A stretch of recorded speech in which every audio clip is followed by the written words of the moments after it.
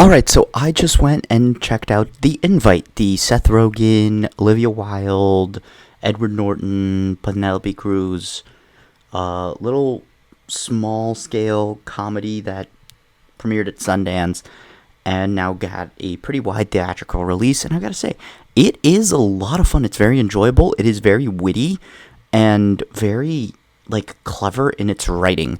So, story wise, it is about a couple, Olivia Wilde and Seth Rogen, who have been married, have a kid, and they're in this apartment. They're clearly falling out of love a little bit, and they end up talking to this couple that lives above them. That is Edward Norton and Penelope Cruz, and the whole movie centers around these four characters in one apartment. And the way it goes about setting up using the setting is crazy, unique, and amazing. And it really uses the characters, the actors' charisma, and just this tiny setting to really tell a really expansive narrative within the halls of this like duo apartment. I guess is I think the best way to say it. But I just think it is so well done and well acted that it just really makes for a great time. I think it is just a very solid little story that is very cute and has a good amount of emotion while also being very comedic. And the way it balances those two is very good. So I'm going to give it a hand grenade score here for story.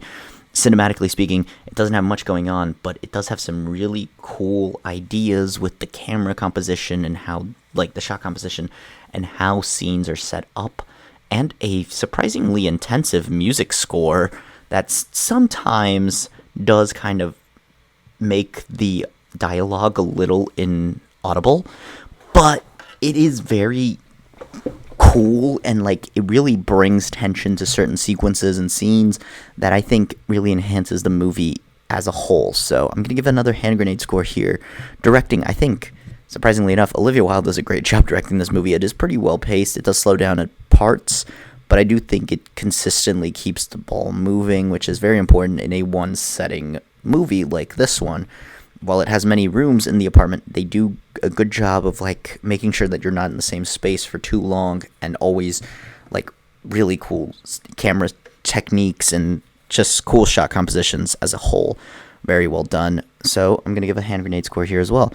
The performances are phenomenal. All four of them do a phenomenal job with their roles. I'm just so impressed by the whole cast, all four of them, and it's just really a solid little feature that really gets you thinking, and makes you feel a little uncomfortable and awkward at times, but it's all due to its stellar writing.